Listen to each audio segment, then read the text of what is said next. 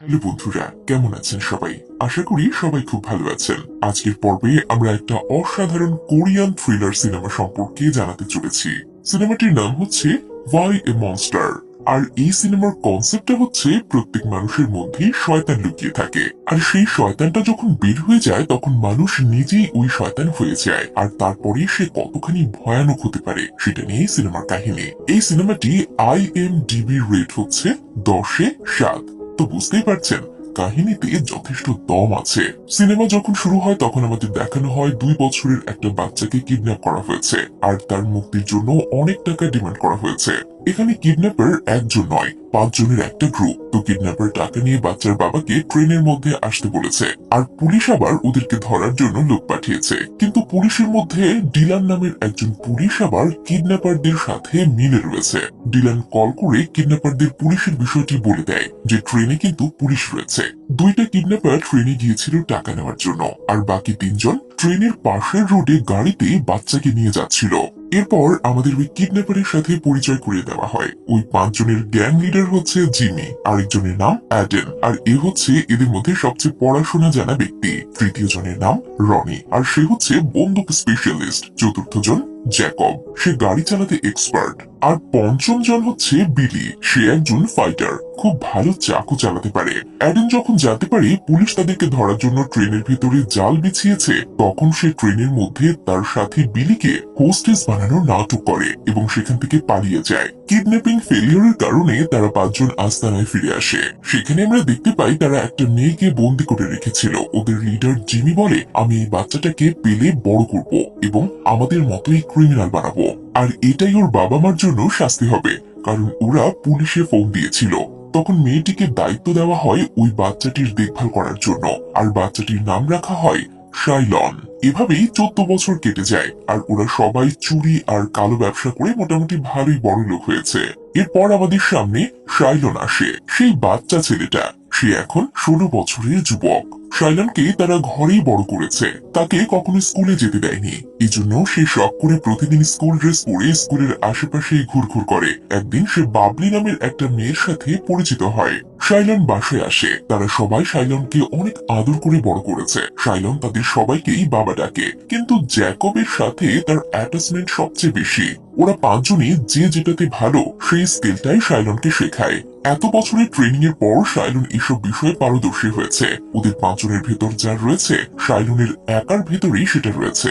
একদিন ডিলান বলে লুকাস নামের এক বিল্ডার তাদের দিয়ে একটা কাজ করাতে চায়। তারা শহরের অনেক বড় প্রজেক্ট শুরু করেছে।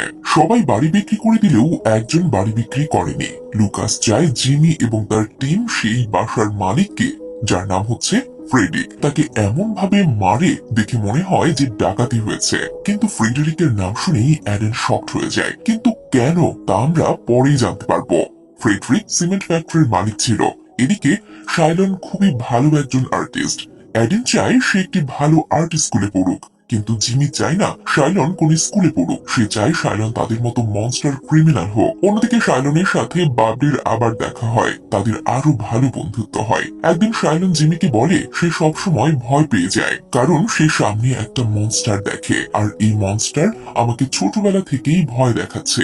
জিমি বলে, তুমি যদি বড় কিছু হতে চাও তাহলে তোমার মাথায় থাকা মনস্টারটিকে মেরে ফেলতে হবে। অন্যদিকে জিমি ফ্রেডরিককে মারার কন্ট্রাক্ট নিয়েছে, আর সেই মিশনে শাইলনকে নেওয়ার সিদ্ধান্ত নেয়। কিন্তু এখানে বাকি যত গ্রুপ মেম্বার ছিল তারা সবাই ফ্রেডরিককে মারার বিপক্ষে। কেন সেটা আমরা জানি না, হয়তো পূর্বের কোনো ঘটনা রয়েছে। কিন্তু জিমি ঠিক করে যে এই কাজ তারা করবে। আর এদিকে আমরা দেখি ফ্রেডরিক তার ওয়াইফ এমার সাথে কথা বলছে। তাদের কোনো বাচ্চা কাচ্চা নেই, কিন্তু তাদের মধ্যে বিশাল কোনো দুঃখ আছে। তো যাই হোক, এরপর ফ্রেডরিক যখন ঘরের বাইরে যায় তখন প্ল্যান মোতাবেক জ্যাকব শাইলনকে ফ্রেডরিকের ঘরের সামনে নামায়, আর বলে ভেতরে যে আছে তাকে মেরে পেছনের দরজা দিয়ে বেরিয়ে যাবে। শাইলন ঘরের ভিতরে আসে, ফ্লোরে বাইবেল পড়ে থাকতে দেখে।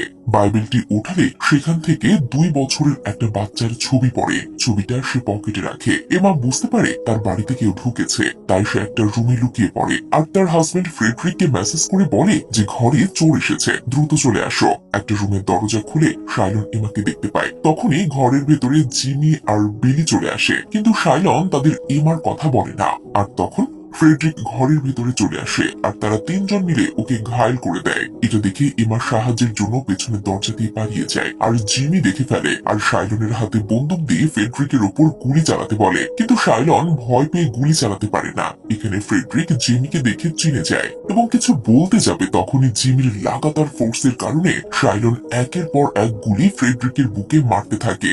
এর ফলে ফ্রেডরিক মারা যায় আর এভাবেই শাইলন তার জীবনের প্রথম মার্ডারটা করে। তাদের চলে যাওয়ার পর পুলিশ আসে। পেট্রোলিং পুলিশ বলে সে এক স্কুলের ছেলেকে ঘরে ঢুকতে দেখেছিল। আবারও হসপিটালে ভর্তি হওয়া এমিও পুলিশকে একই কথা বলে। অন্যদিকে একটু আগে যা হয়েছে তার কারণে শাইলন অনেক ভয় পেয়েছে, কারণ সে কখনো কোনো মানুষকে হত্যা করেনি। আর তখনই জেমি তার ঘরে আসে আর সেই বাচ্চা ছেলেটার ছবি পায়, যেটা শাইলন ফ্রেডরিকের ঘর থেকে এনেছিল। ছবি দেখে জেনি বলে, তুমি বাচ্চা বয়সে কত কিউট ছিলে। জেনির মুখে এই কথা শুনে শাইলন তাকে বলে, এটা আমার ছবি না। জেনি বলে, ছোটবেলা থেকে আমি তোমাকে বড় করেছি আর আমি চিনব না। এই কথা শুনে শাইলন অবাক হয়ে যায়। রহস্যের উত্তর বের করতেই শাইলন আবার ফ্রেডরিকের ঘরে যায় আর সেখানে একটা ছোট বাচ্চার রুম দেখতে পায়, যেখানে বাচ্চা হারিয়ে যাওয়ার পুরনো পোস্টার ও পেপার কাট ছিল।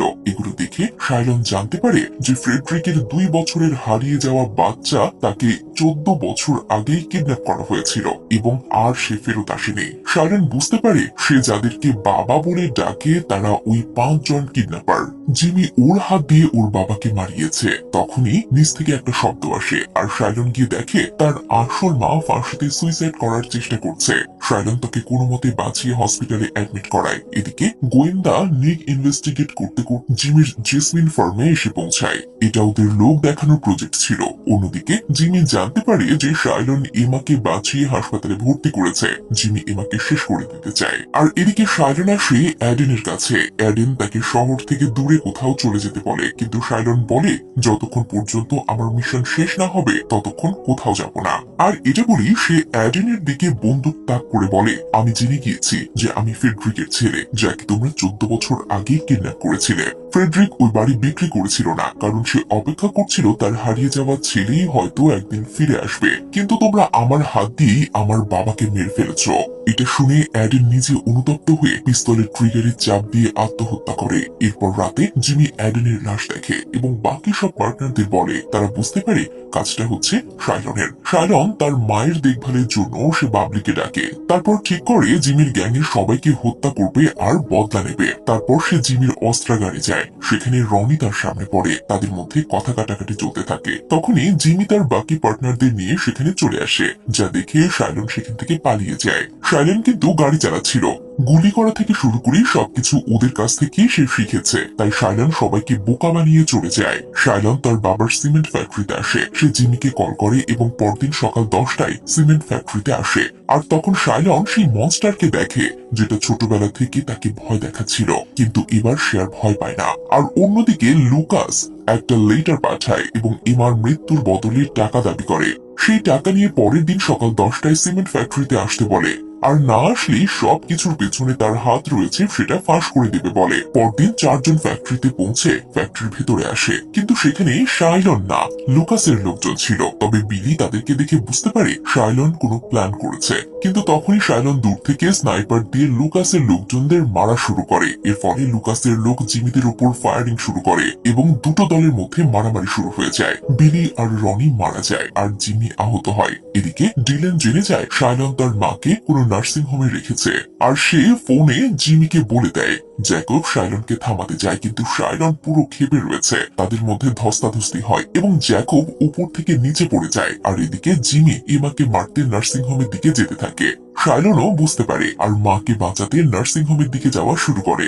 জিমি নার্সিং হোমে পৌঁছে প্রথমে ডিলানকে মেরে দেয়, কিন্তু বাবলিকে ছেড়ে দেয়। তারপর সে এমার রুমে আসে আর সকল স্টোরি বলে। সে বলে, তোমার বাচ্চা এখনো বেঁচে আছে এবং বড় হয়েছে। আমি যখন অনাথ আশ্রমে ছিলাম তখন এই মনস্টারের কারণে রাতে ঘুমাতে পারতাম না।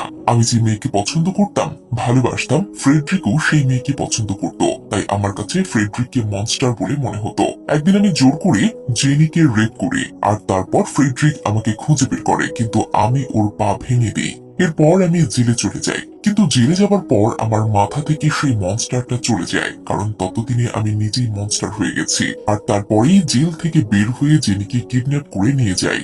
তারপর তোমার ছেলেকে কিডন্যাপ করে মনস্টার বানিয়ে ফেলি, একেবারে আমার মতো।